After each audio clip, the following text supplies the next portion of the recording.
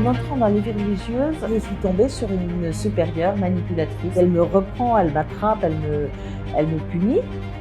Nous, on était vraiment dans une dérive sectaire pratiquement.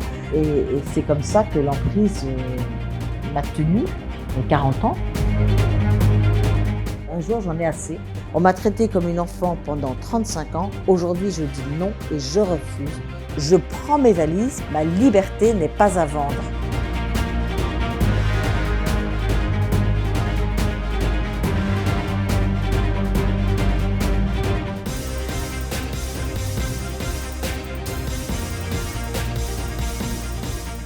Je m'appelle Catherine Draveil, j'ai été religieuse pendant 40 ans et je vais vous raconter comment j'en suis sortie.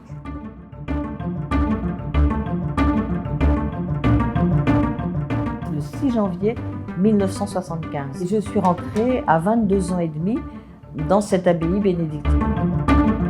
La première année, je pleurais presque tous les jours parce que c'était un vrai arrachement de ma famille, de ma vie, de ce qui aurait dû être ma vie.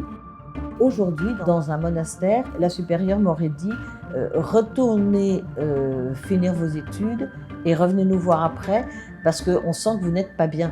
Or là, je suis tombée sur une supérieure manipulatrice sans le savoir. La mère supérieure, c'est une personne qui est grande, qui est belle femme d'ailleurs. On voit qu'elle a eu une éducation et qui est très persuasive, qui en impose, qui a de l'autorité naturelle, je peux dire. Pour moi, en rentrant, d'ailleurs c'est une de mes sœurs qui m'a dit tu confies tout, tu te confies entièrement à cette femme, ton corps, ton esprit, ton âme, voilà. Et c'est elle qui doit te mener à la sainteté.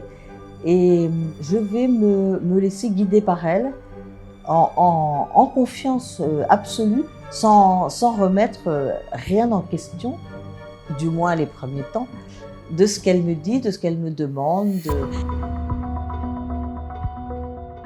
Et un jour de juillet, avant que j'aille la retrouver, elle me dit, écoutez, les foins ne sont pas rentrés, il y a un risque de pluie, est-ce qu'il ne vaut pas mieux aller rentrer les foins?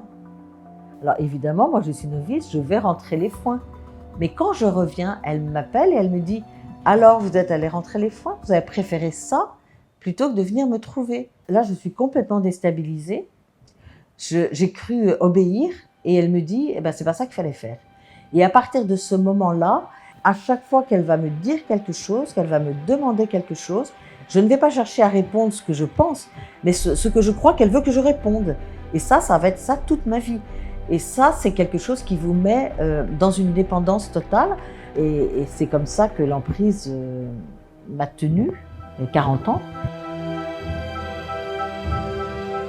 Par exemple, j'étais donc à l'infirmerie et quand il y a des sœurs qui étaient un petit peu trop indisciplinées, elles nous appelaient, les 3 infirmières, et puis elles nous demandaient de donner des gouttes de neuroleptique à la sœur dans de l'eau.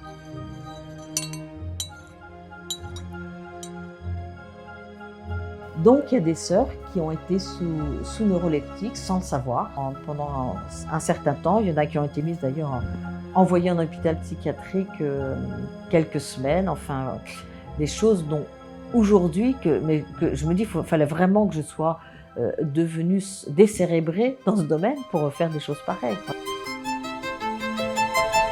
Mère Edith était devenue une sorte, je dirais presque un gourou, quoi, pour prendre cette image-là. Nous, on était vraiment dans une dérive sectaire, pratiquement.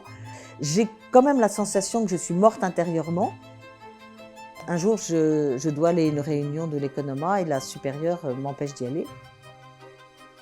Je me couche, je ne dis rien du tout. Et le lendemain, au réveil, je m'assieds sur mon lit et je dis « On m'a traitée comme une enfant pendant 35 ans. Aujourd'hui, je dis non et je refuse. » Je prends mes valises, quitte à coucher ce soir sous les ponts. J'ai repris le gouvernement de ma vie. Je ne permettrai plus à personne de mettre la main dessus. Ma liberté n'est pas à vendre.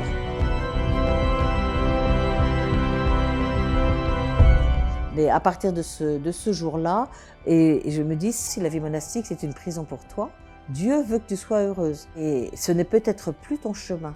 Mais si je suis plus religieuse, qui suis-je? Je suis en 1000 morceaux par terre. Qu'est-ce que je fais? Qu'est-ce que je deviens? Qu'est-ce que je suis?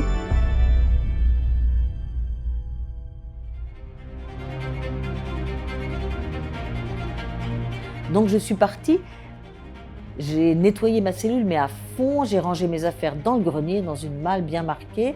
J'ai enlevé ce grand voile là avec, il y avait un bandeau, une guimpe. Ça m'a permis d'expérimenter le vent dans les cheveux. Mais ça, c'était les premières fois, c'est génial.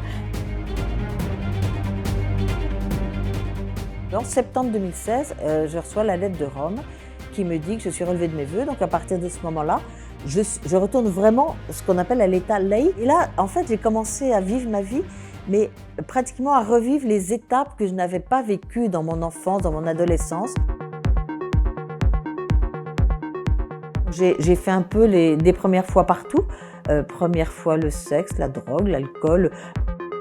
Ça a été en tous les cas une étape, sans aucun doute, de me faire découvrir la vie dans toute sa plénitude.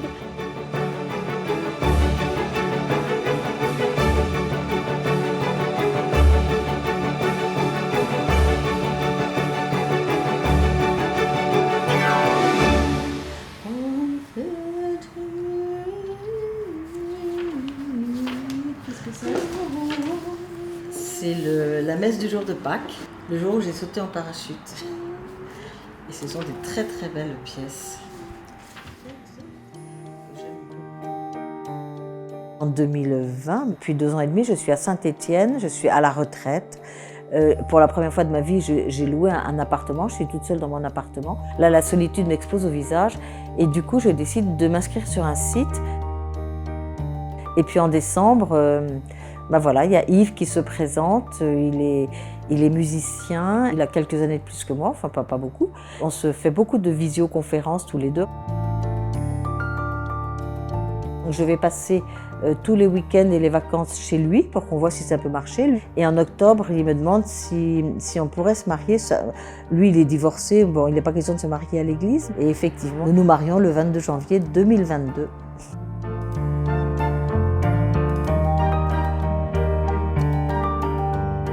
On s'est rencontrés il y a un peu plus de 2 ans, 2 ans et demi. Oui, ça fait un peu différent. C'est venu comme ça, donc c'est peut-être plus forcément qu'un peu de faune de ce fait. On s'aime, donc tout est positif, forcément.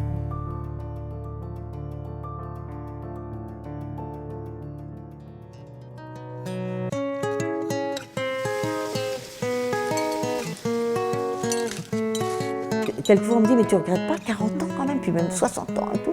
Je dis, mais j'ai aucun regret, parce que c'était probablement mon chemin pour en arriver là où j'en suis aujourd'hui. Et ce que je ne vivrai pas dans la durée, je le vis dans l'intensité. Il vaut peut-être mieux vivre 1 an dans la plénitude d'intensité que 50 ans à côté de ses pompes.